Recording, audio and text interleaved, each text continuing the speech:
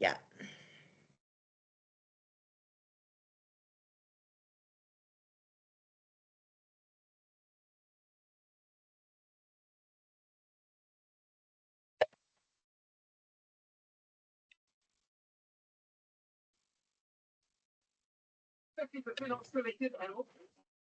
Oh, can they? Are there cameras? No, all cameras are enabled.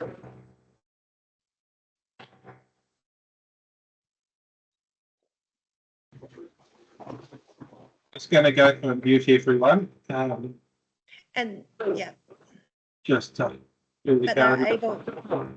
they can mute yourself. If we can get an invite, then in the meantime, just stop us having feedback on the floor.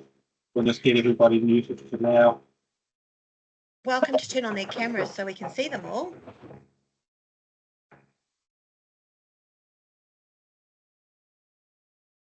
Kelly's on page 2.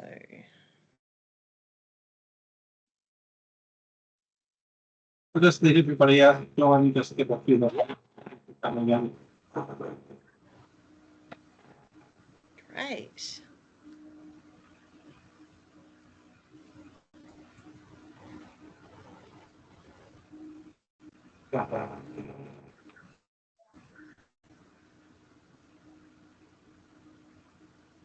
How is my sound, Lizzie? Am I feedbacky? A little bit feedbacky, but I guess you've got pretty bad internet up where you are. How's this one? Is that okay? Still a little bit. No, a little bit feedbacky.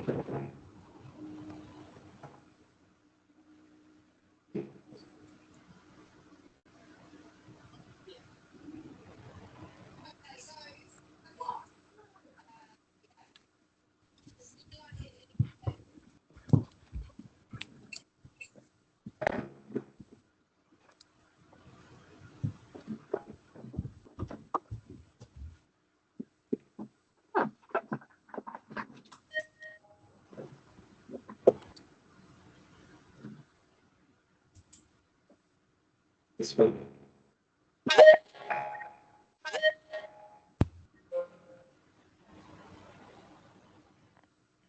It's just got like a little bit of a fuzz behind it, Todd. I don't know what it is. Sorry, not technical term. How's moving around? Is that a little bit better? Yeah, that's better. Just there. Oh. Just there? Yeah. I've got yeah, better. the fan on my computer's going, and I think that's giving a bit of feedback to through the mic at the moment. Oh, we've still got people arriving.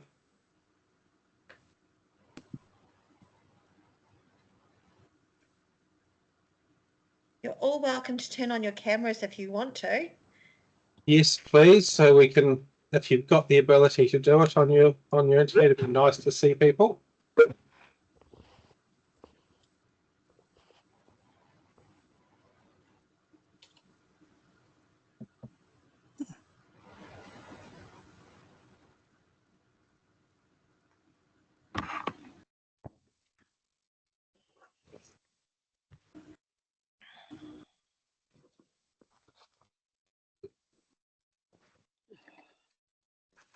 I think we might get started, Lizzie. We've got a good number in here now. Perfect. Thanks. Well,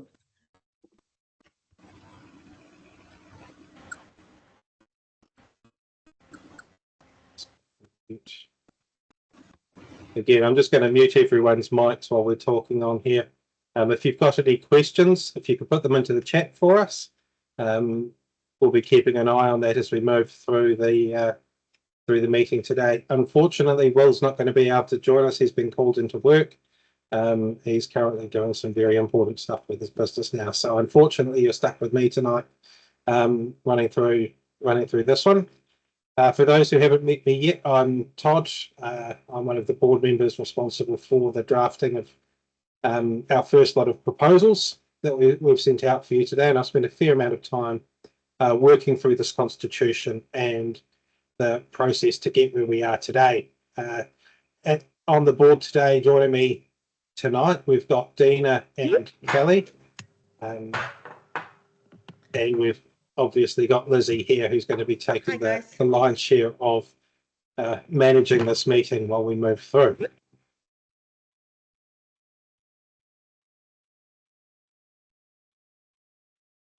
Okay, next slide.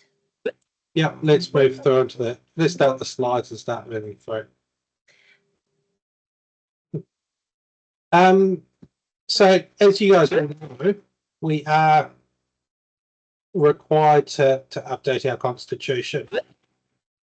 With the change in the Act, we've got to update how we run the organisation. And the key thing, what we're using this to do is look at what it could look like in the future. We've got a great opportunity here to take away some of the burden on a lot of our members. We have a lot of duplicated functions and duplicated demands on our members throughout the organisation.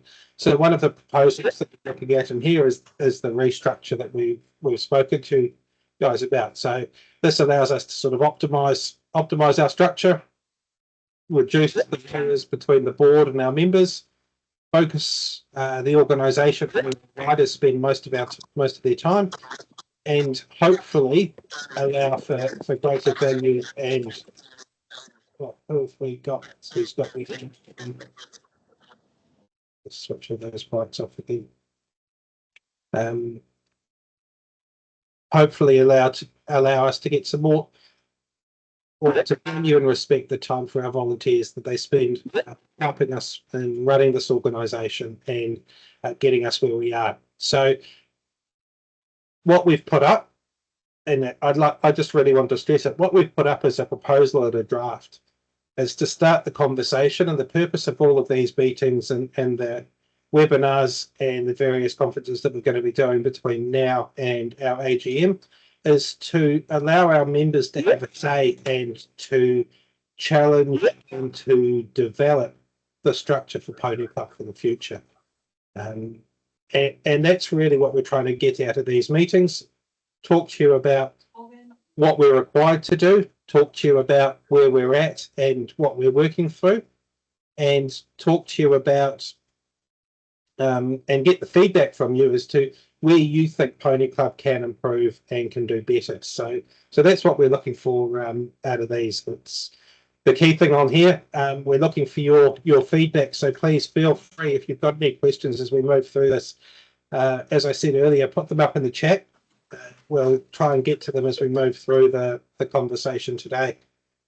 And I just jump in there. I know that many of you in your clubs and branches and areas at the moment have received emails from the Incorporated Society that basically says act now. This is what we're doing here. You don't need to act right now. You will get your Incorporated Society, your constitutional template as part of this process. And what we also need from you is to make sure that your committee details in your clubs and your branches and your areas are up to date. And also, if you've got a club email, that it's checked regularly, because we are sending out emails, and it's actually really amazing how many people come back and go, hey, I have no idea what about the Incorporated Society. So can we please get you to help us out by share and get the message out there? Yeah. And we're putting a lot of resources out there. We've been updating our website, so we'll give you guys the link to that a bit later. There's a lot of information that we're putting on there. Please make sure that you're getting this out to your members.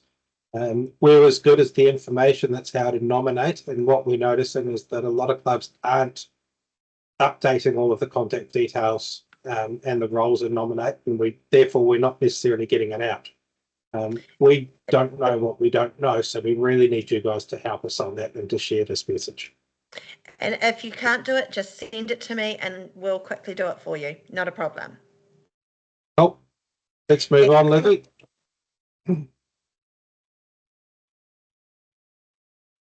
Okay, so key things in here. We're looking at the moment at the NZPCA constitution. This is the first of several documents that we'll need to update as part of the process. First one we've got to do our national bodies constitution. Then we've got to do the next level down. Then we've got to do the clubs. Alongside all of this, we've got to consider what we're going to be doing around general regulations, eventing regulations, and all those sorts of things. They're all things we need to look at, but they're things that we can't do until we've nailed this national constitution. So the first document and the big document that we need to get through is the one that we have put out.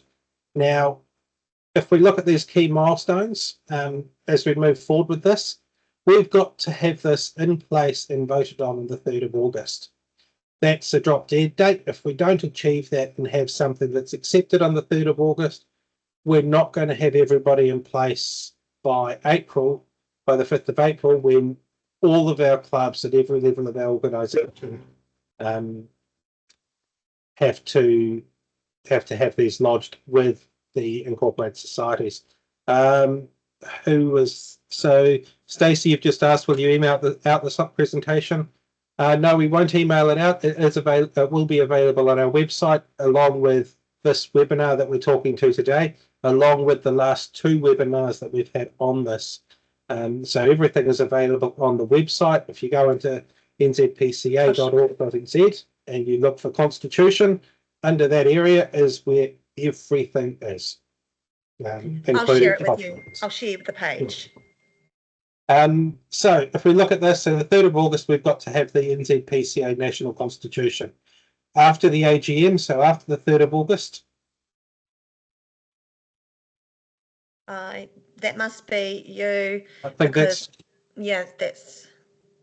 my side seems to have kept up. So you're fine, Todd. Yeah. I've got people saying that the internet has just gone off and their power has just gone off. It's the weather, unfortunately. Yes. Excuse me if that happens to me. I might drop out. I don't know. So 3rd of August, we voted the National Constitution. Shortly after that, we need to release the templates for everybody else's constitution. So that's for our next level down and for our clubs. We need to release the templates to you guys so that you guys can take these to your clubs, your members, and get them voted on and put through. We can't do anything until the national body's done, because what's in the national body will reflect what goes down to the next levels down. So it's incredibly important that on the 3rd of August we get something across.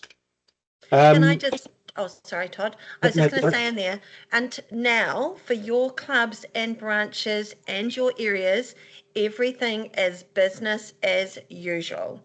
So everything just keeps on going, rallies, clubs, events, all business as usual. Yeah. And nothing, there is a transition period that's available.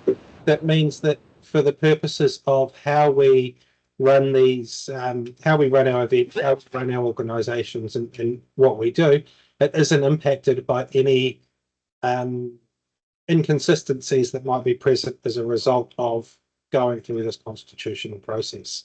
So once we've given you guys all of your constitutions, we need to update our general and membership regulations and bylaws. Obviously, again, these are all dependent on what gets approved in the national constitution. That'll all feed into the general and membership regs.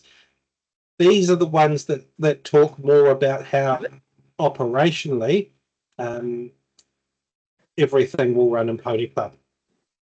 Then we're looking to get all of the clubs, branches under the existing structure, the clubs at the next level, to get back and through to NZPCA by the 1st of March, because again, the board has to approve all of these constitutions before they're going to be compliant with the Incorporated Societies Act. To give you an idea of the volume, there's 100 and how many clubs that we've got? 156, was it, Lizzie? Oh, it's on the next page, but it's approximately that, yes. Yeah, so let's go to the next page then, because it's sort of, it leads on to the next part. I just want to just go over that. In the general regulations is things like your dispensations, how you set certificates and your membership regulations, how you select your teams, how events are run. So that's in the regulations. So the general regulations is as well. What do we define as areas? How do you select teams for champs? All of that sort of stuff. But we can't do anything again until the constitution is set up.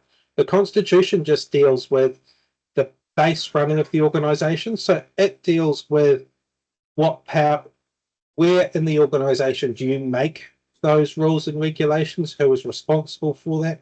How do they make that? How are they voted onto the organisation? Which is what we've got on this slide. It's the governing document. So it's dealing with things like how is the board voted on? Who gets a vote where? How do those votes work? What is our membership structure? How does that membership structure work? One of the new things in there is what is our disciplinary process and how does that work? All of that's, and the complaints process attached to that, all of that is part of the Constitution. It is not an exhaustive list of your rules and regulations. It doesn't deal with events. And what we've got out today is not the final version. It is the version for comment and for consideration that we're looking for feedback. Todd, there's a question in here and I'll read it to you. So this is from Gabby. So these changes are not likely to become effective until the 2026-2027 question mark. Obviously, we have our AGMs coming up next month or so. So this structure, so our current structure will remain for the 2025-2026 season question mark from Gabby. The structure will take effect from the 5th of April 2026. So it will be the 2026-2027 season. There'll be a little bit of a crossover, obviously. However, from a purpose of how we set our teams, that's the end of the season. That's going to be all under the existing rules and regs as they stand today. I hope that answers your question on that one, Gabby. Charlotte's asked another question. Are you happy to have these questions during this time or at the end? Yeah, no, do them now. So Charlotte's asked a question. Todd, if you can't get this restructure across the line by vote in August, are you saying the board has no plan B? Question mark. Absolutely. And the reason, and I'll give you the clear reason for that. We have, the purpose of all of this consultation is to get it across the line so that we don't have any issues in August. That's why we're coming out to you guys for your feedback so you can do it all now. If you do it in August, and let's just think about the dates and the numbers in here. If in August you guys come to us and you say, no, we don't like this, and you say to us that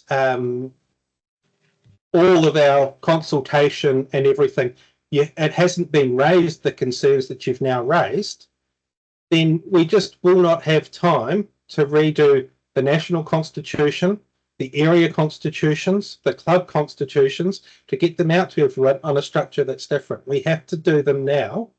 We have to have them ready. There just isn't the space or capacity to have you go in August. Actually, after all of that talk, we don't like what was proposed. That's what the purpose of all of these meetings is, so you can get your feedback to us now and we can put that into the Constitution. Because yes, there is no plan B. So don't leave it to August to tell us that you actually don't like what we're doing. And can I just reassure? So we're definitely asking for your feedback. This is consultation. So we are wanting to do this with you, not to you. So I think there's a little bit of concern that we're coming along and saying, this is how it's going to be. We're working with you, but we need the feedback. And if we get to that point and then we'll have a plan in place. Look, I think Louise has got her hand up, but yes. Okay, Louise, do you want to unmute? Yeah, thank you.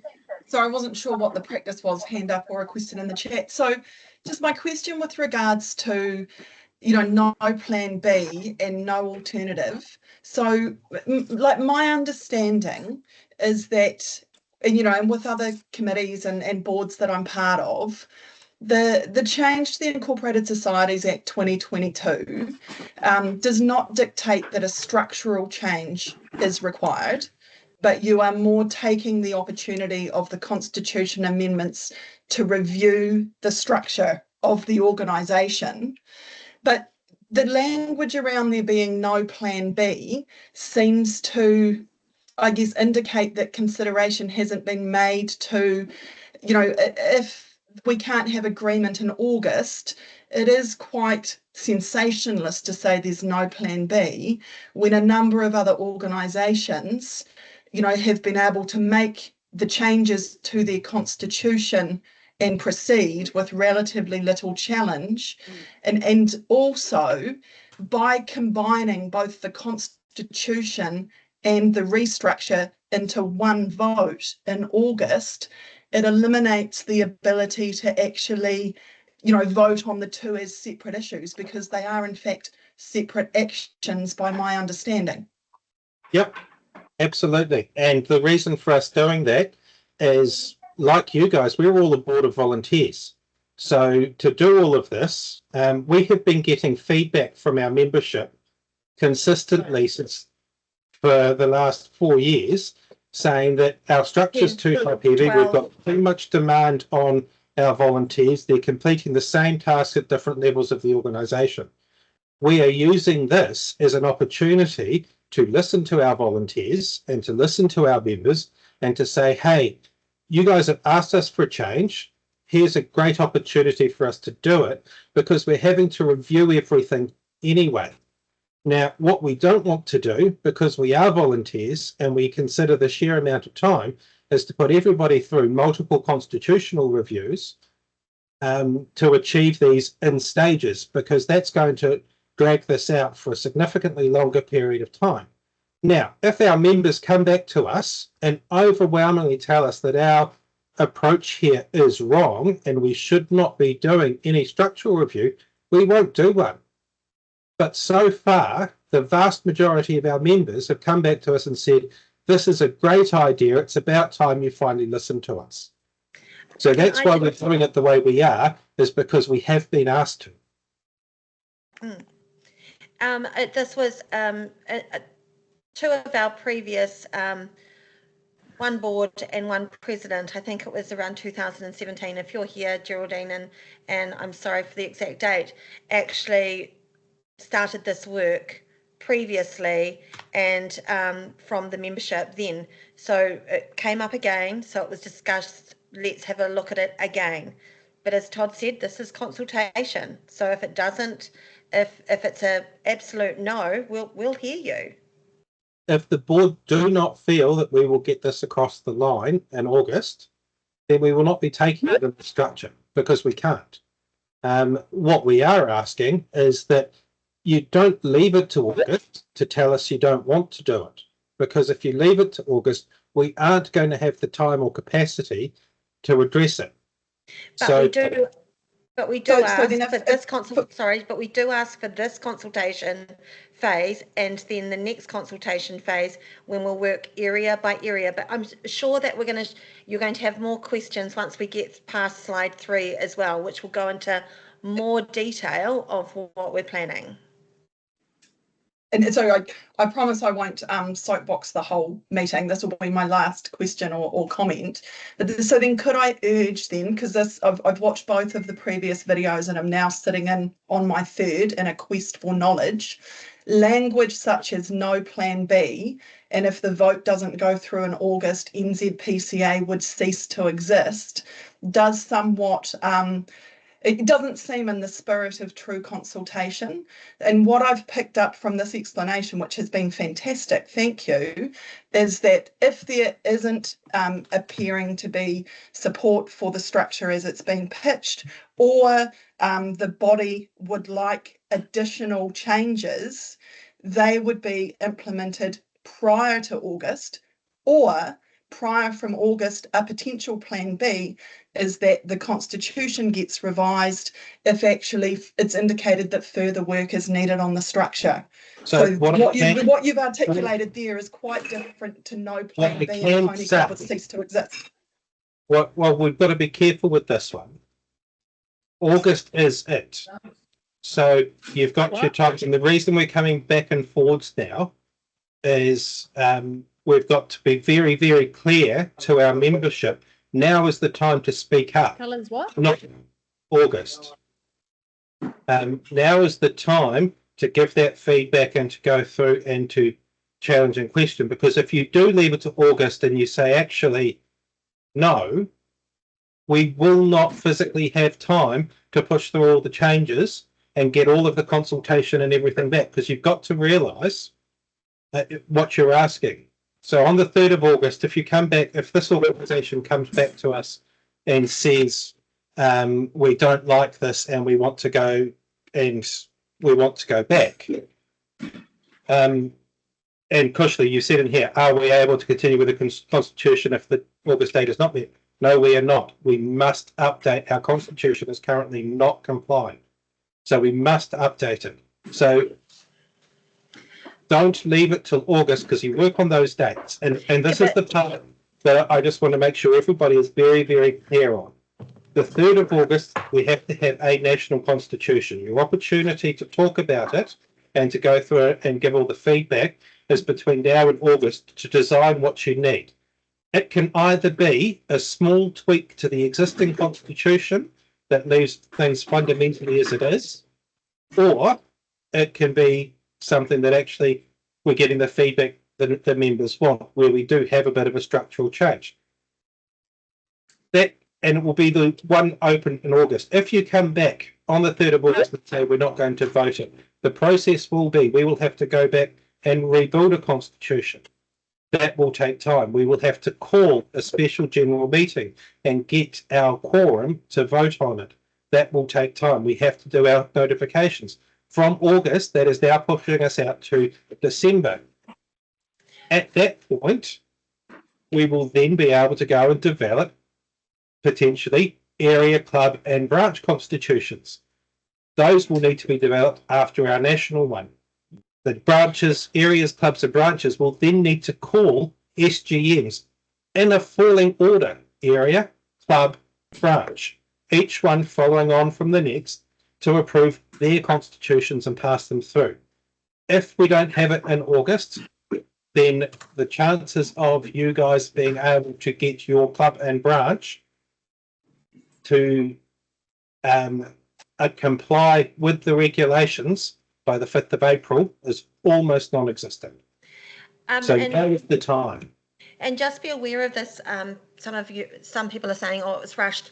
And it's because we didn't get the constitution from Sports NZ until October ourselves. But I'd really like us to move on. I know these are great questions, but a lot of the questions, like Charlotte's question about canvassing our members, that's going to come up in the timeline a little bit later on. So I've written it down about the canvassing. I've written that one down, and I'll just keep an eye on the chat as well. But just on your one, Louise, it doesn't mean that it can't be reviewed in 2027, etc., to further refine. No, it doesn't. But let's be clear. I'm getting exhausted, and I think our members will be exhausted. I don't think anyone is going to be accepting of me turning around and going, oh, great, guys, you've just signed your constitution, and now, a year later, we're going to go do another constitutional review. So if you don't want to change it, let's be very clear.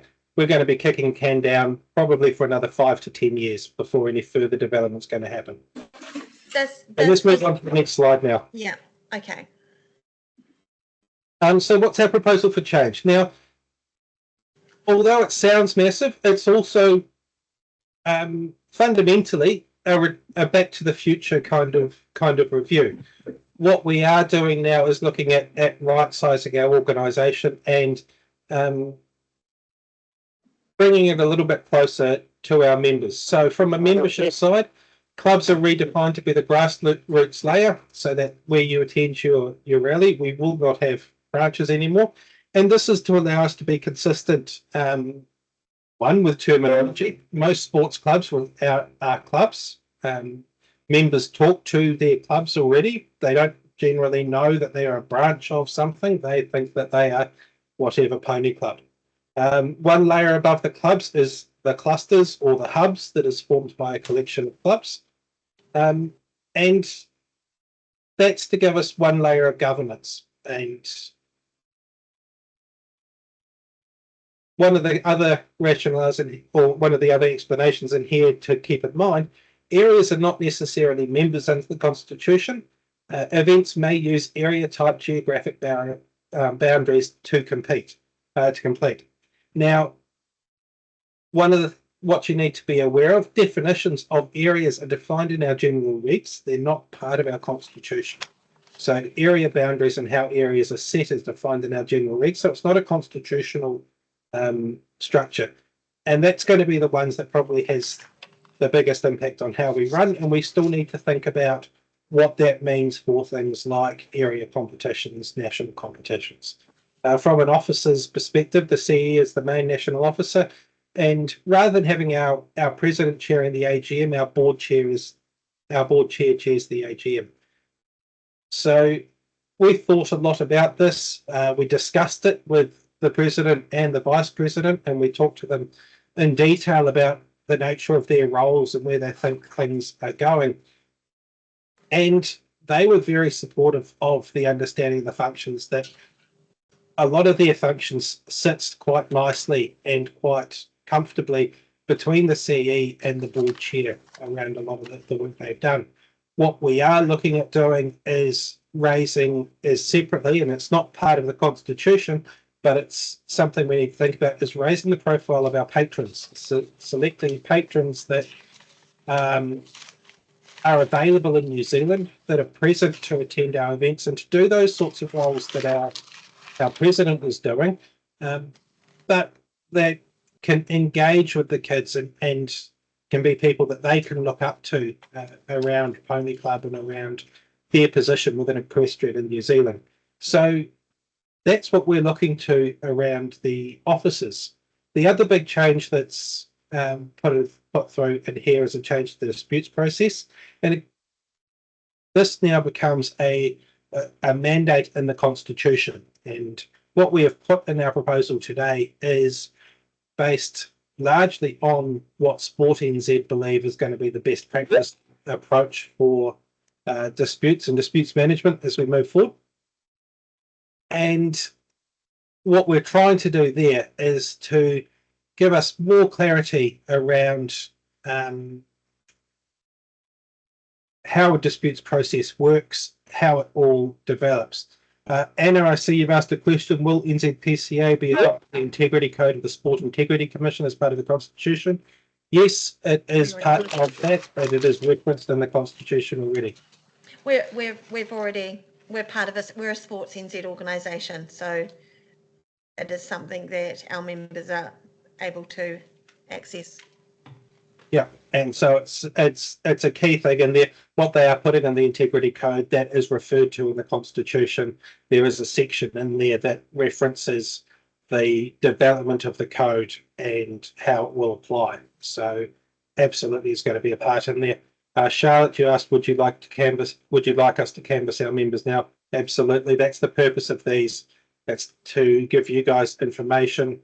It's to give your members information. It's to allow you to go out and get their feedback. But I would suggest also waiting to the area meetings till when we've had discussions about what it looks like for your area, what it could look like for your area when you've co-designed as well. Yeah. So we'll onto that in the next slide as well. So let's move to the next slide. So Marie, is the word cluster up for negotiation? Absolutely. We are looking for feedback on names. I believe Lizzie has there's a link on the website that we'll go to. There's a Google form on the website that you can put in your suggestions. So please do. So what's changing? Key changes, the layers of Pony Club. So at the moment, we're in here, current 15 areas, 87 clubs and 138 branches, and structured as you see on the slide here. So NZPCA goes to areas then have clubs and clubs without branches, and then sub-clubs have branches. So there's a lot of there's extra layers in here, and it's not consistent layers across this organisation. What we are looking at moving to, and so you can see an example in there, is NZPCA Otago South and Central Otago Clyde, or NZPCA Bay of Plenty Te Puke. What are we looking at moving to? Now that's the next slide, isn't it, Yes, Lizzie? it is. I'll pop there. So Do you want me to talk to this? yes, please. Okay, so this layer, with only 2 layers and cluster, yes, the word is for negotiation. So I'm going to call it the intermediate layer. One front runner is hubs, another is regions, would be that New Zealand Pony Club is the top layer, and your club where you go to Pony Club, that is definitely the bottom layer. So we're focusing a lot of our resources on where you spend your time, where the kids go and do their rallies, get the teaching and learning. So what that intermediate layer looks like is up for co-design. Working with you. Now, we've had a lot of people come to us and go, hey, my area has geographically changed. There's a really great road now between X and Y, and when it used to be a gorge and take us an hour, it now takes us 20 minutes. Can our club look at joining a different region, a different area, or maybe adding in a different region because geographically what was there is no longer working. So they are all options in this area, but within our current structure, so we've got these 2 examples once again of Te Puke and Clyde. So Te Puke and Clyde are the club layers, and then above, you know, you could either have that hub being Otago or Central Otago, or there's nothing stopping that Southland, Otago Southland becomes that central hub, that intermediate layer, and going direct to Clyde. Or in Te Puke's sense, they could say, well, actually the Bay of Plenty is geographically large and wide, and we're going to go Eastern Bay, Central Bay, Western Bay, and we're going to divide into 3 clusters, hubs, and Te Puke. Or no, we really rock, we want to keep that area structure as it is, so we're going to become Bay of Plenty, Te Puke. What that would mean though for the clubs that have branches is they would have to then decide what looks like in the clubs and branch layer and who merges where and how that looks. So how the 2 layers look is definitely co-designed with you and your area. Any questions on that? So we do have 2 questions on here that I think we can answer straight away. Gabby asked how many clubs would a cluster include, and Linda asked who will decide on where the hubs clusters will be formed. I think we can quite clearly answer that being that will need to be in discussion, and that is the purpose of the next lot of consultation that we're doing with you at a more local level within your areas and the likes, to talk to you about what works and what doesn't work. They will be open for everyone. So you could go along to the 15 areas just to watch what others are going to be doing. But then we'll have all your numbers and all your data and have a play and go, what works for you? You're an area that's running a lot of events. You're an area that's got an amazing camp and you want to keep that. So let's see how we can keep that. But we just know that from what we're hearing, our volunteers are being burnt out, and that 2 layer versus 3 layer. So 2 meetings a month versus 3. I know that you love Pony Club, and I love going to meetings though. So absolutely co-designed. Gabby, how many clubs would a cluster include? We don't know that yet. We need to speak, and it's going to depend. In some areas, and I use areas not to refer to areas as they stand in Pony Club, but just as a concept, that might be in line with the area committee as it stands today. In others, it may be that there's a smaller number. The key thing for us to understand and to work through with everybody is to go, right, what do you expect this next layer to do? How do you expect it to work? And that's going to help define how many clubs should be in it to achieve the goals that we need. So But once we again, still need your feedback on that one and what works for your members. you. And like, I'll be honest, when I first started this, I went there and I looked at Google Maps and I was like, oh, they look really close. And then you forget that there's a mountain range or a motorway in between. So we don't want to do that. We want to work with you. But as you know, in your own areas, you've got your geographical areas have changed and you might have a new road, or actually that club down the road is now closer to that one and they really want to move there. So these are those conversations. It's an opportunity to have those conversations. And as we said earlier, if we're right down the wrong track, we have been listening to members and we have been taking feedback for the last, going back to people and saying this is what people have been trying to do for 10 years, 15 years. If we're not right, then we'll talk about that and the timeline. And just on the process, Linda, who will decide on whether hubs clusters be formed, at the end of the day, the decision sits with the board. However, the board realised that they can't make that decision without very clear guidance and feedback from the members. So we need you to tell us what works, and then we will challenge people on it, but then we're expecting you guys to come to us with a proposal that we can approve. So and that's what we'll be working through in May. So they're really important engagements for us. I'll go to the next slide. Next slide. Oh, so that was the definition of that next layer and what they will do. Yeah, and the key things in here when you think about what is the purpose of an incorporated society, why do we actually have to incorporate this next level? Generally, it's around owning assets and funding applications to simplify that across a number of clubs. It's looking at inter-club, inter-hub / cluster, intermediate level activities. And it's a forum for our committee members to share best practice, understanding that at our club level, we often have higher turnover in our committees as parents and kids age out of the Pony Club system. And we can get a bit more consistency if we have a few of these guys meeting at a higher level and can share best practice, can share the Pony Club way of doing things, how to access our information, how to access the data and information available in Pony Club. So that's what we see these clusters or hubs, the definition and purpose being.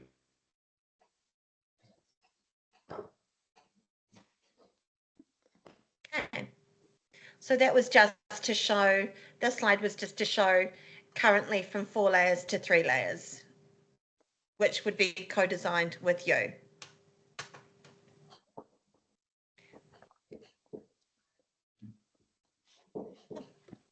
I think we're on to officers. You've talked about that, haven't you? Yep. So officers. Disputes. So disputes. So this is the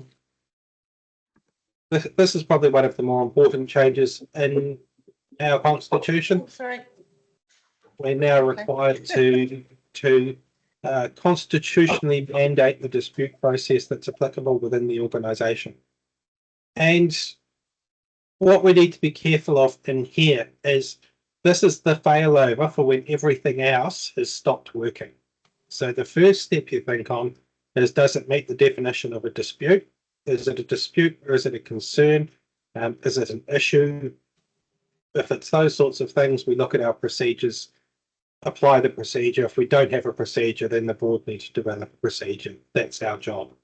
If it is a dispute, we need to think about whether or not there's legislation that applies over that. Now, when you're thinking about these legislation, this is where you're dealing with things like the Employment Contracts Act, the Health and Safety at Work Act, the Contract and Commercial Law Act. Those are the sorts of things that have already mandated and legislated processes for dealing with disputes. If that legislation doesn't apply, then we need to look at our bylaws. So the key things in here is to go, right, do we have a bylaw / procedure that deals with this? So our yellow card process is an example of a bylaw that deals with that dispute. And so if that is consistent with the principles of natural justice, then it applies. If any of our procedures are not consistent with the principles of natural justice, then the disputes procedure in the Constitution applies. So that's fundamentally where it is. If we don't have a bylaw, we fall back to the Constitution.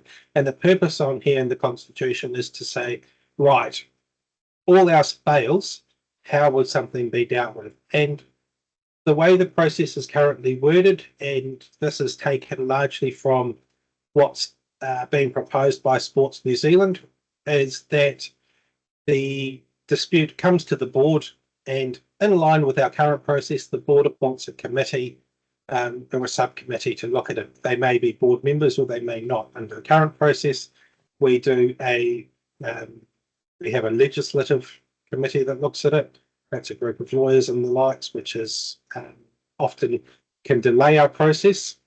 What we're allowed in the Constitution now and proposed by Sports New Zealand is we can be a bit more flexible in that process. As long as the people are qualified to assess it, the board can appoint a wider range, which alongside the principles of natural justice will hopefully mean that we have a quicker resolution of these disputes and these concerns. Because that is largely what the process in here is trying to achieve. Have I missed anything on there, Lizzie, that you want to add? No, I just our values stay the same. Our fair play charter stays the same. Our yellow card procedure will be being updated, but that's part of the work that we're doing already. And what this has highlighted to us is that we do need a bit more clarity around some of our procedures and our policies, things like having an online cyber protection policy. Those sorts of things are things that we need to prioritise the development of as we get this in the way.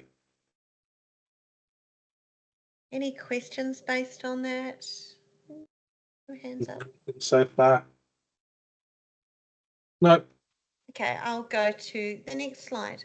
Okay, so these are the timelines. So this is the really important part. So we're now in April, the introduction of what we were thinking of the structural change alongside the constitutional change.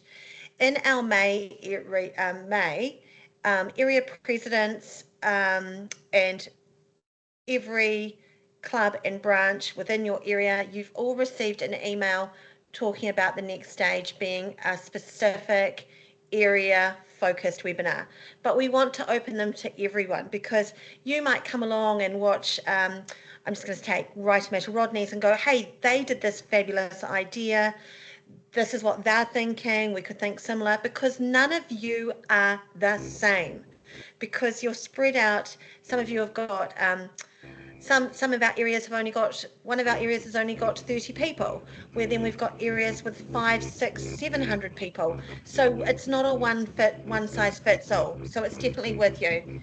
So in that one in May, is that me feeding back or someone else?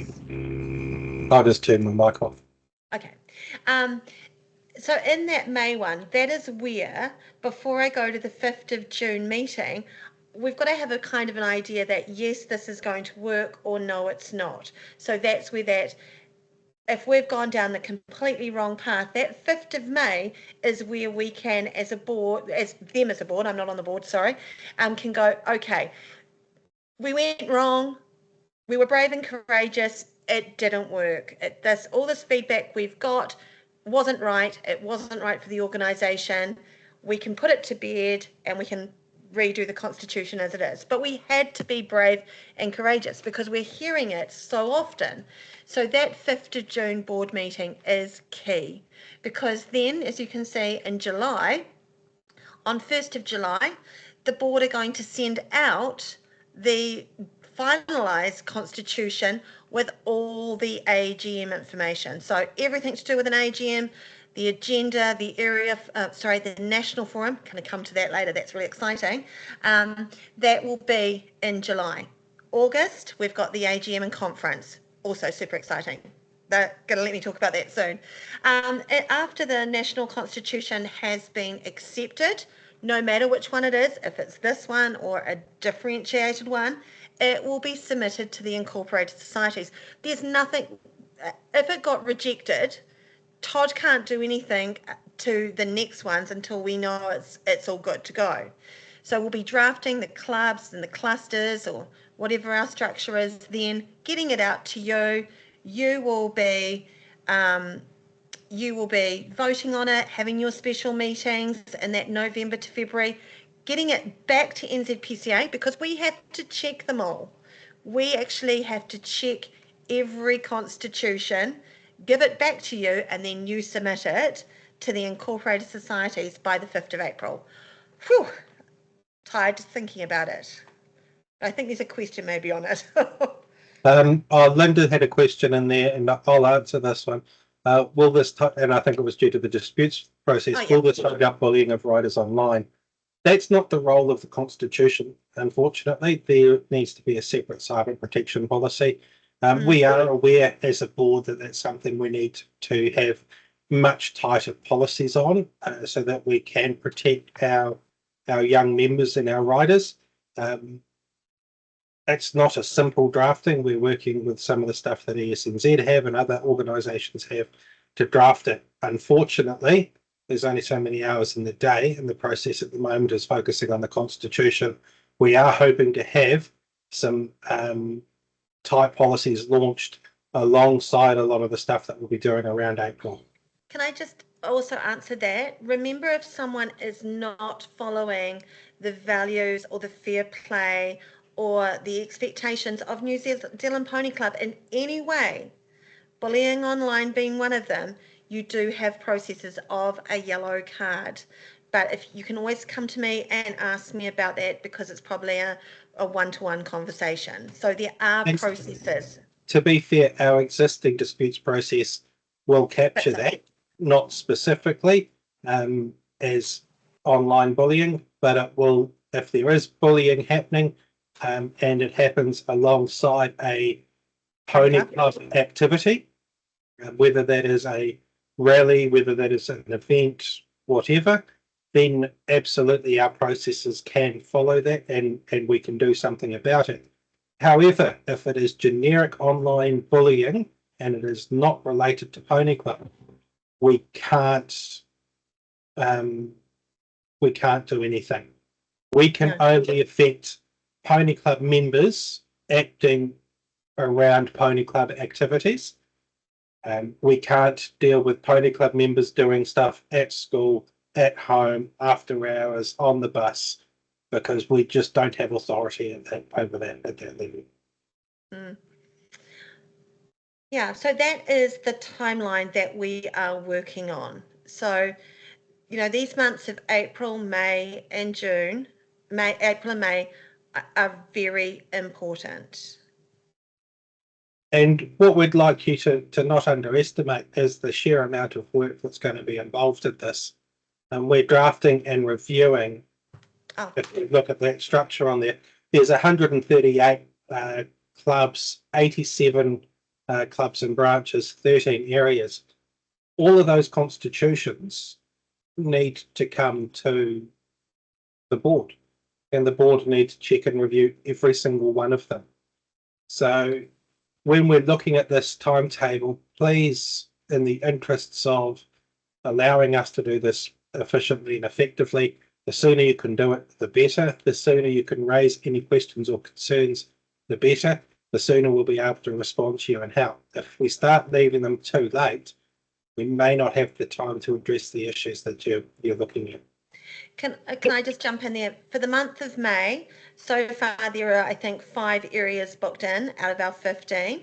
There's only 2 days that I am not available because I'm already at meetings out of zone, at night time. So any day of the week is available. 7:30 is the standard time, but flexibility is there as well. And they are online. I'd love to get more air points, but it would just be ridiculous. And in the interest of being open and honest with everybody, we want all of these discussions to be open. We don't be want recorded. people to feel that we're having separate conversations with areas behind people's backs. We are trying to be very transparent with how this process is developing and which way it's going. And we want everybody to provide that feedback. And the links will be on that website. So you can go and say, hey, tonight there's one on, and while it might be Bay of Plenty, I want to go and have a look, and the link will be there. They won't be registered webinars. They'll just be Teams meetings because we predict they'll be slightly smaller. Okay, can I go on to the next Yes, slide? Excellent. I can find the button. Oh, it's me again. Yes.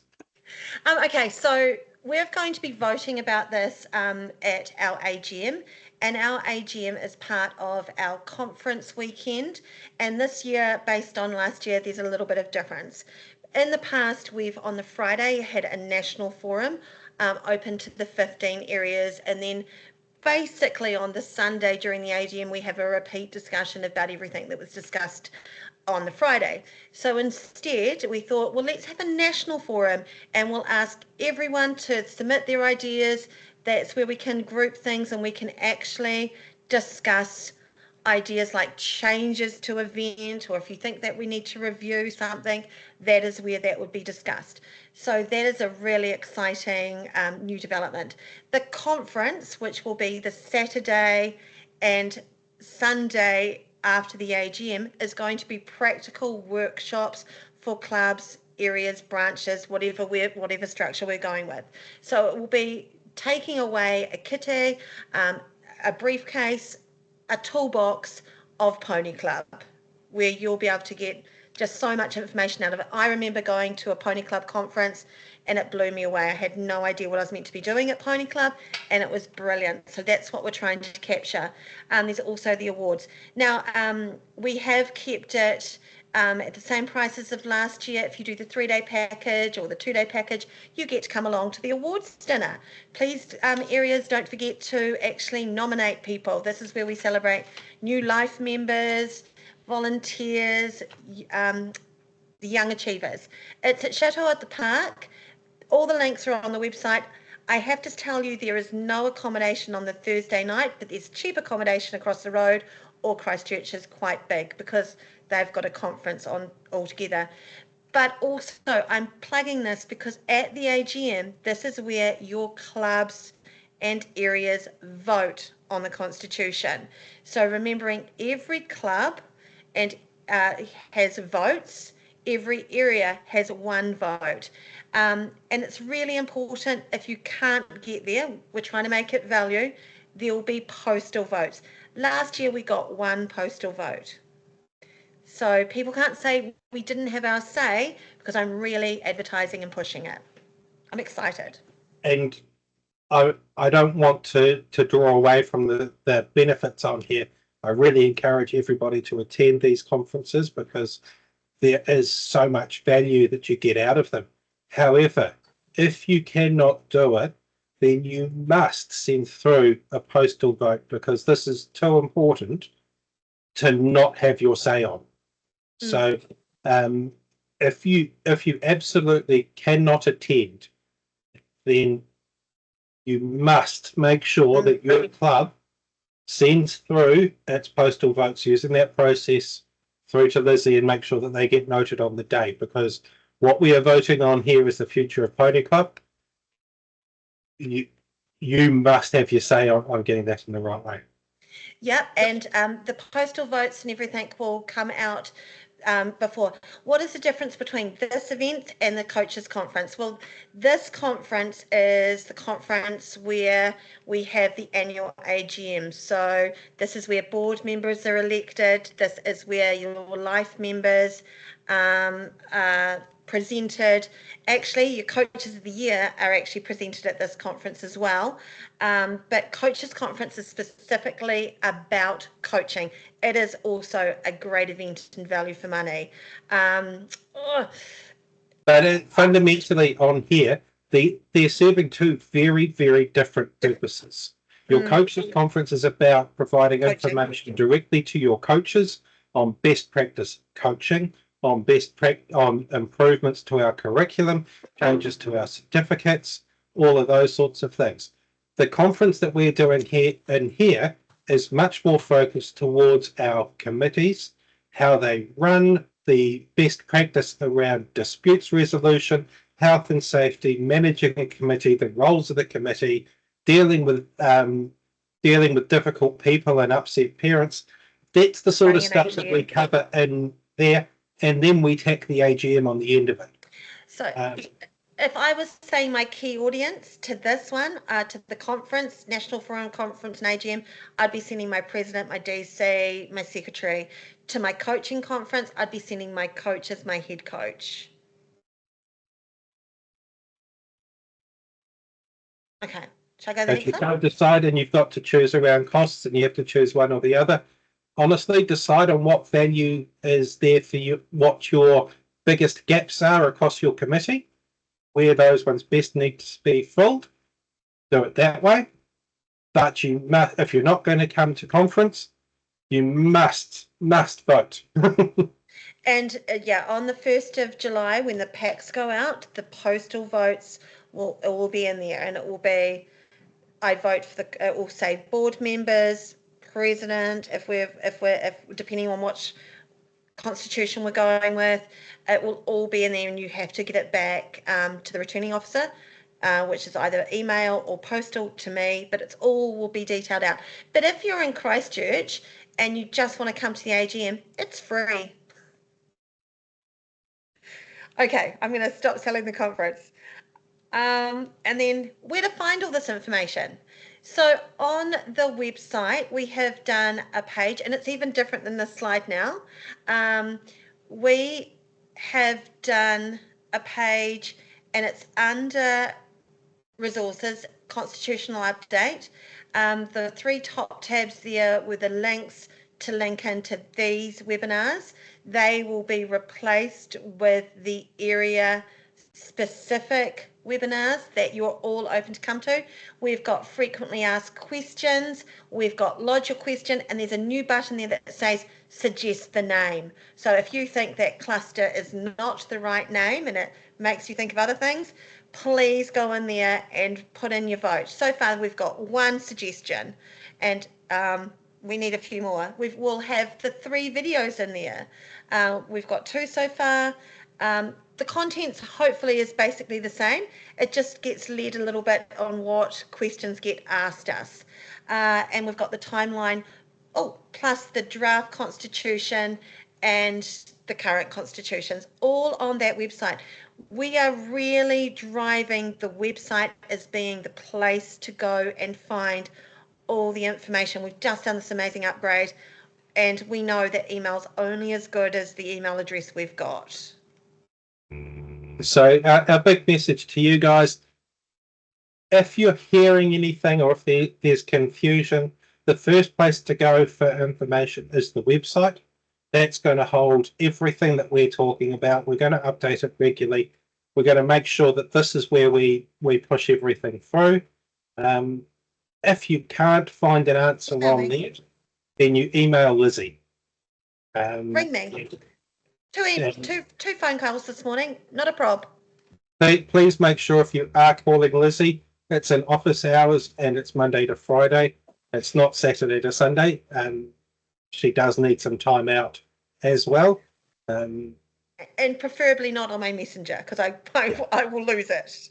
Yeah, don't contact through Facebook, because that's not an official communication channel. The best place to go is to either lodge it through the website or lodge it through Lizzie in her email, and so we can keep records, we can address it. Because what we want to do is make sure that we are pulling all this information together, we are answering your questions, and we are getting this feedback and adjusting the direction and the structure as we move along to make sure that what we finally take to everyone on the 3rd of August is actually what our members want the structure to the organisation to be. We put a proposal up because without a proposal, we don't have anything to discuss. But it's a proposal. The whole purpose of all of this is to tell you guys a little bit more about it, let you think about it, and then let you feed back to us. Are we on the right track? Are we well off? Is there something that needs to change? One really cool thing about all this consultation is so far, up to the other day, we had 50% of our clubs had sent a representative to these meetings. So that is bigger than any AGM or consultation we've done. So, you know, we're here, we're listening to you, we're being brave and courageous. The board are wearing flak jackets, but they're being brave and courageous, but we're doing this with you, not to you. And that's even like, as people have said about asset distribution and that, we'd be doing that with you if there was with the change in structure. So now it's your question and answer time. So my last slide's disappeared, so I'll keep the timeline up. Yes, Nigel, is there documentation available that explains the intended role of the clusters? That is in our process, in our slide pack in here. This is what we're thinking. Please let us know, one, what the name is for the clusters. If you don't like it, please give us an alternative. And two, if you think there's something in there that we're missing. And we kicked around on this one quite a bit around, is there even a need for that? Is there a need for that intermediate level? And we came back to the decision, similar to how Pony Club used to be structured, there is the need for an intermediate level just to help. We only have a small head office. We've got 3 people sitting up in that. We can't have what would effectively be 150, 160 clubs all going to Lizzie for questions. That's just unachievable. So we do need an intermediate layer to help filter and to help share. It's what's done by a lot of other sporting organisations. How that looks, we did think about areas, we thought about regions, we've thought about a lot of things, and then we went, actually, none of these actually fit nicely into the Pony Club way. So we need you guys to tell us what that could look like, because it just isn't consistent throughout the country. We can't just use a one-size-fits-all approach. So each of these is going to be slightly tweaked. That's what we need your feedback on. Are there any other questions? We're on the website. We're on the website of the survey. So on the website, if you go in and it's resources, and then there's a tab under resources and it says constitutional update. If you are a branch or club or area administrator, it should have linked directly to that. But I'm sure your areas, clubs and branches are sending that out to members. So you can all be au fait with what we're planning. But I'm happy to send through, after this, I can send through a link to the registered people, all of you on board tonight. Do give me a few hours. It won't be tomorrow morning. Unfortunately, I'm in meetings all day tomorrow. Yeah. So it's Louise. Sorry. Hello, it's Louise here. Sorry, I got my sound working. So I just want to go back to what you said, Todd, just to get that clarity, because as you know, people were concerned about the rush. But I think what I picked up from what you were saying is that NZPCA were waiting for Sport New Zealand as well, because you didn't go off and commission or get a consultant to write you a new constitution. You used you as a lawyer, but you utilised Sport New Zealand, and that's why there was a bit of a wait. Mm-hmm. That's exactly where we were. Yep. We didn't want to go through and do. First of all, we wanted to make sure that we'd be consistent with other sporting organisations and other incorporated societies in New Zealand. We didn't want to incur a whole heap of cost for Pony Club because we just don't have the funds. So that's unfortunately pushed that deadline out a little bit. And we're also a little bit stuck on when our AGMs are. So that came through slightly before the last AGM, and we managed to get things drafted up pretty much by December and out. And then we've now been in the process of trying to push it through. But it has been one where we didn't get anything until just before the last AGM, which was when we started kicking off, right, how did the Pony Club look?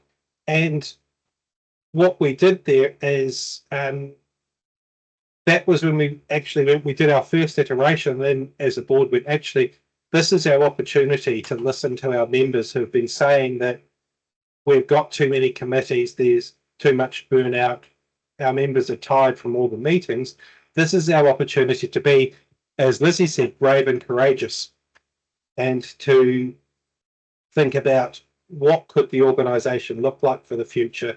Can we make this easier on our members? And that led to us going back and doing a bit more rework.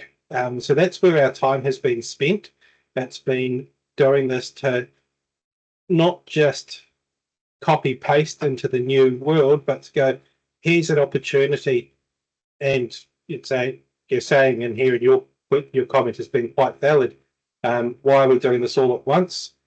Because if we separate it out, let's be brutally honest, we will never do it. We'll get into a way of running things. We should have done this 5-10 years ago. We are struggling now. When you look at the original structures when branches were introduced, that was because we were getting clubs that were getting too large and they needed to split out to get resources, but they didn't want to lose a bit of their say, so we created the branch structure in there. And all we're talking about now is going, actually, we just need to simplify this a little bit. It's back to the future. Linda's got a question about the creation of branch to club allocated numbers. I'm not sure. I'm not probably going to answer it correctly, but currently a club or branch is 15 members, of which 8 have to be adults. It is inferred that 7 have to be youth, but it's not stated. 7 should be under 25, and the purpose of Pony Club is very clear in the Constitution about being a youth organisation. So I don't think I've answered your question, Linda, because currently our clubs and branches across the country, there is no allocated numbers. We've got clubs that I've got a couple of branches that are 78. I've got clubs that are 16 or 11 at the moment. So, we constantly do monitor clubs, but one thing that we're noticing out there is that we've got some clubs that have snuck in becoming quite adult focused. So we're really interested in keeping that youth focus, and they will be discussions that we'll be having with those clubs and those branches. It's really important as well, just a little sub note here, when your membership drops off and rolls over for the year, if your people do not rejoin, they are not considered members for insurance purposes. So as soon as you drop off, it's really important to get those members back on, especially if you're still having clubs, rallies and branches and events. Nigel, have we considered how the disestablishment of areas and districts could impact on funding from trusts, particularly where an existing area district could already be a charitable trust? There's only 2 charitable trusts. And there is a large push from the Charities Commission to not have sporting clubs as charitable trusts. They don't like it, and they are pushing it out now to not allow that. Around funding, that's been our biggest consideration, and that largely leads to not a constitutional discussion, but a discussion of what do events look like in the new structure, in the new world, which we think is largely a separate conversation to the Constitution. The first step, how we run events, is very separate to how we're structured. It doesn't need to follow the same We don't need an incorporated society in an area. We don't necessarily need an area to source funding for all of its clubs. You can have lead clubs holding national competitions, and in a number of cases, that's actually what happens. It's held at a club, and their club is the lead party for any funding requests, even if they are facilitated by committees at the area. So have we considered it? Absolutely. Is it going to change? Quite likely. The biggest impact is going to be what events look like. It gives you another bite at the cherry, though. Yes, but what we have also heard from funding organisations is they don't appreciate the second bite at the cherry, and they will say, actually, we've done our allocation to equestrian, so if you missed out, you've missed out. We do need to be smarter, but again, the first question that we've got on this is, what should we be fundraising for, and how are we putting our money in the most appropriate spots for our members? That leads back to how do we run events? What's the structure on that?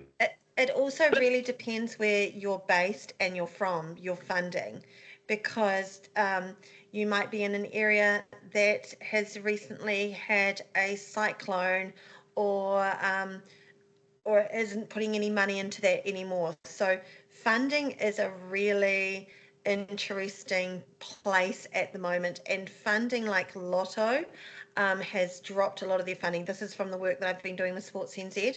Now, if we were as an organisation, I'm not suggesting it, please take this as not suggestion, but if we were a sporting organisation that generated overseas betting like table tennis, TAB would be giving us a lot of money, but we're not, and I'm not saying we should be, but it's just the funding. And the other side of it, and to further on Lizzie's point, we can't have a standard policy because it is incredibly difficult and different. Auckland versus Otago and how things are funded. In Auckland, where you've got 20-something clubs all competing for the Auckland dollar, the sporting dollar, and all of that against each other, area funding becomes quite reasonable because they can put a joint submission in for a larger amount of money than what all their little ones might not get approved. Versus going down to Otago, fewer numbers demand in there, those clubs can potentially have a better say at the table. They're not competing against each other. And that is something that we can't have from the national office a standard rule on, because you're all so different. So Linda's question about, Linda, you've asked a question about new constitution and championship teams on Nominate and how are they entered. We've been very clear at the last AGM that areas wanted a massive review of things like eventing champs after this year's championship. So we'll be looking at that. Eventing champs will continue, Champs Week will continue. Business as usual. It won't be affected necessarily by the constitution. The area, instead of an area putting in it on Nominate, it could be whatever the hub looks like. And your area could actually become the next layer down, but just with a new name, depending on what you decide as a collective group at your sessions of your modelling. But and just to be clear on there, Linda, an area doesn't necessarily cease to exist. An area is a region defined in the bylaws. Although they're currently incorporated societies, they're currently incorporated societies to allow for bank accounts and the likes. That doesn't necessarily stop them adding, or first of all, selecting teams, and then actually making it the club's responsibility to load those selected members on and ensure payment. So what we're saying in here, it's not a constitutional question, because that side, the constitution, although areas aren't there, it doesn't change the fact that areas are defined in the bylaws, and the bylaws are what defines the team's events. That process is still running alongside. The fact that there's no longer an incorporated society doesn't change that process. It just requires us to do some of the more process orientated stuff a little bit differently to the way we did it in the past. I also just want to say in there that Eventing Champs is next week. I'm looking super forward to it. We have got 5 teams travelling from the North Island, or 5 representative areas from the north, and we've got all 4 areas from the south being represented. Canterbury's got 2 teams. Not one team entered the same way as each other. So it necessarily wasn't the area entering the team. Every team entered very differently. So just as a side. So, and that comes back to my earlier comment right at the start. Alongside all of this, we need a massive review of our bylaws and our regs. yeah. And one of the key things in there, and one of the key questions that comes out of all of this, are our events still appropriate? Are we still doing the right things for our members and having these? If we were changing it, what would it look like? Now, these are questions that we're hoping that you guys will come to our national forum and talk about and go, hey, we've got some proposals for how this could work slightly differently. It doesn't need to be a constitutional change, but hey, that's the things that we want to get feedback from. After Champs Week, just as a side, after Champs Week that we had in January, I put out a survey to each rider and their family, each team manager and coach in each area. I got 2 areas responded. So I'm going to open that up again. So areas, because we want everyone's feedback. I might do an open one as well, because what our events look like, we're always thinking about our landscape and how do we change, because we want to remove barriers. That is one of our key phases. When are we going to review whether Nominate is worth keeping? So Nominate, there's 3 parts of Nominate: our database, as in our membership database, and that is separate from our entry system that we use for some events, and it's also separate for the app. So I'm unsure which part of Nominate you're talking about. At this stage, I'm just going to say it's not on the agenda because we're looking at the Constitution. If it is something that becomes a big concern, then that's something that please raise it as a separate query through the national forum and everything around that.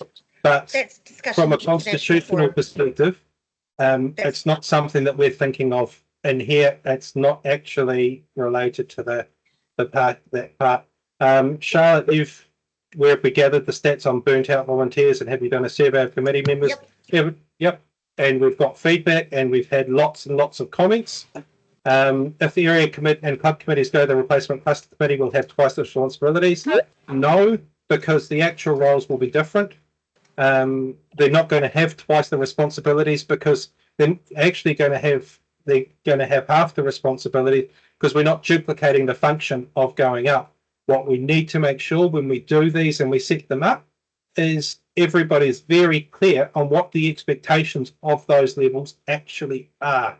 At the moment, what we are seeing and the feedback we've got through our burnt out volunteers is they duplicate. They go along to their club meeting and they say they go to the area committee meeting to get the feedback that they take to their club meeting, which they then take to their branch meeting, and they're saying they're having the same conversation 3 times, and they don't want to do that anymore. They want to be able to go A to B from the area or their cluster to their club and go, right, guys, this is where it is. Not have to go through the multiple levels, not have everything going up 3 levels and down 3 levels. That's been the feedback that we have had around how those work. So in taking this out, they won't have twice the responsibilities. The goal is to have half the responsibility that they currently have. Just on surveys, I'm just going to jump in there. We did a massive survey before the AGM this year, and it's about time to do it again, on our strategic aims and how we did on our strategic aims and plans Like this is where, you know, how was the website re-improvement, because I need this for Sports NZ data. We also do exit surveys. So when someone leaves the organisation, they do I send them an exit survey, and of course then you get really interesting data from people that leave, and even in those surveys that we had earlier. And that data has been what we've used to get to where we are today. Oh, and listening data, Yeah. conversation, area forums, people tell you lots and lots of things. Louise, when will you provide clarity on which functions will be allocated to which level? Currently in our area, there is great distribution of tasks to the areas that are concerned that the same tasks will be spread through less levels of volunteers. That's going to be coming out as part of the area consultations that Lizzie's putting in place now, because each area is slightly different. So we can't say how that's going to work. We needed you guys to give us feedback. Marion asked, how will area competitions and events be organised if areas no longer exist? Won't there need to be cluster meetings? So there's only going to be the 2 layers. So as we said earlier, if you decide that you've got a highly functional area and your area is going to be the second layer from you to your club, then nothing would change. Then please use it. Please say that that's what we want. That's what works for our members. And so that's part of this. So we're suggesting 2 layers: your branch, something above you, an intermediate layer, and New Zealand Pony Club. Now, some areas do lots and lots of things, and we're not disputing that. Some areas are highly functional with a lot of work being held. Some, not all areas are the same or work the same. Some are far too big or far too compact. So it really depends when we sit down in May and look at your region, your area, what you're doing, what you're wanting to provide, and how it can work for you. And to your point, Marion, around how will area competitions and events be organised, that's not a constitutional question. As I said earlier, that's part of the bylaws and regs. We are looking at those separately. It will need to be different. It'll need to be tweaked and adjusted, but it's a separate piece of work to the Constitution. Louise, around shared software, I have to say, as an accountant, that's not a good deal for NZPCA. We don't have the funds to provide software to our 7,700 members. We can't afford that. It's just not a possible option. We don't have massive amounts of revenue that don't come from our members. So anything that we spend needs to be focused. And although yes, that would be great for collaboration, this is one of those things. As a not-for-profit, as a sporting organisation, all our funds need to be tightly held for our riding members, and that isn't really where the focus should be. And I wasn't actually saying it would go to 7,000 members, but if we're going to have huddles or hubs or areas or zones, it just helps with the admin eventually. But again, it is, I understand it is a cost factor, but you know, some areas, clubs, branches might choose to pay it if there was a reduced fee, just as Microsoft Office offers for non-profits. But that's something for the future, because it's, as you always are noting, it's not constitutional at the moment. Yeah.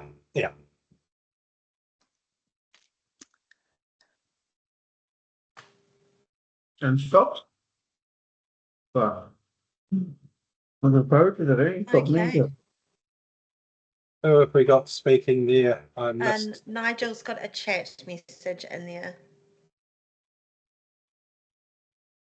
There's a bitch catch 22. A large role of areas of putting together the teams for NatComps. Outcome of national event discussions will drive what is needed to make those work. Can I Yes, jump in and talk about national teams at the moment? So this coming Eventing Champs is really exciting. We've got a large number of people going there, but what we've been hearing, and this is from teams events that are run by clubs, themselves, and then the island events and also teams events, is that areas, clubs, branches are struggling to get teams.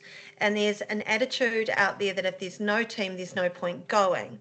And I have heard that directly on the sideline, down at the South Island Show Jumping Champs, at the North Island Show Jumping Champs, Timberlands, the whole lot, Champs Week. I've even had emails about it. So what we're trying to do to be sustainable and remove the barriers, and I know that Bay of Plenty did it because I watched them send one person to Cromwell, that instead of just focusing on teams the whole time, if there are riders wanting to go, to support those riders and focusing on the individual aspect. A lot of people forget that at Champs Week and Eventing Champs, there are individual titles as well. And the kudos of riding as an individual is huge. It's massive. So we're really promoting that for the promotion of Pony Club, because we don't, I know I've had a child that's ridden and she sat there and they're like, oh, we're not sending a team. And she's like, I'd really like to go, but not brave enough or courageous enough to put her hand up and go, please let me go. I want to go to Dressage Champs, but you're not sending a team. And the kids won't speak up, or some kids won't speak up. So But we let's really be- want to do push at that. Let's also be very, very clear. We don't need a constitutionally mandated incorporated society solely to select Team teams. to team. That's you can still have an area being a selection of clubs to say, hey, for the purposes of selecting teams, the presidents of these clubs will come together and work together to select a team. That's a bylaw. So fundamentally, it doesn't actually, if the large role of areas is putting together teams, not fundraising, but just putting together teams, they do not need to be an incorporated society to do that. They can just be a selection of clubs mandated through the bylaws with the power to select those teams. Smart areas that send teams apply for funding, yes, Not but necessarily. they can still do that through the clubs. It doesn't change anything on there. Biggest problem we have in there is that we have areas complaining that they can't fundraise for this because it's too things. Too late. They can, Nigel, because we've had ours doing them. Yes, there are only so many trusts, but that's getting less and less. Having an area doesn't actually change that. Having an incorporated society doesn't change that.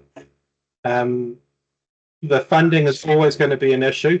It's going to be something that needs, but it isn't necessarily the right. We don't necessarily need to have a whole level of pony club just to do that. And we can agree to disagree on that, Nigel. But as we've said, what it looks like for you and your area depends on you and your area.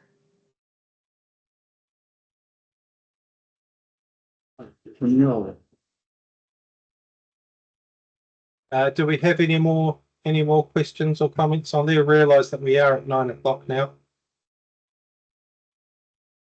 I really want to thank everyone for coming along. It's been great. So another 72 people tonight. It'll be interesting to see your clubs and branches that you came from. And we'd love you to share our resources, and we'd love to see you also in May at your area constitution focus groups to see how it works for you. And I'd just like to thank the members of the board that are here tonight. So we had Dina, Rebecca and Kelly on here. So thank you guys for turning up. Thanks to Lizzie again for coming along on a work night and doing this. And I believe we had Lorraine on here as well. So thanks again to that team and the Pony Club for coming along and giving up their time to be a part of this conversation as well. Okay.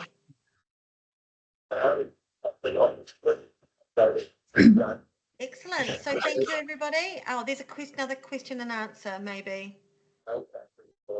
When will this webinar be available to watch? Yes, it will be, but it won't be probably till tomorrow evening at the earliest, because I'm in Sports NZ and board meetings tomorrow. So thanks everyone again, and have a great long weekend. Yep. And please send those emails in and those messages in.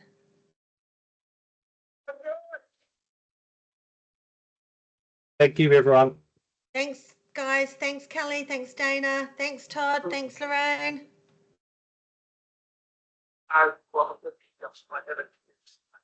Bye. Oh.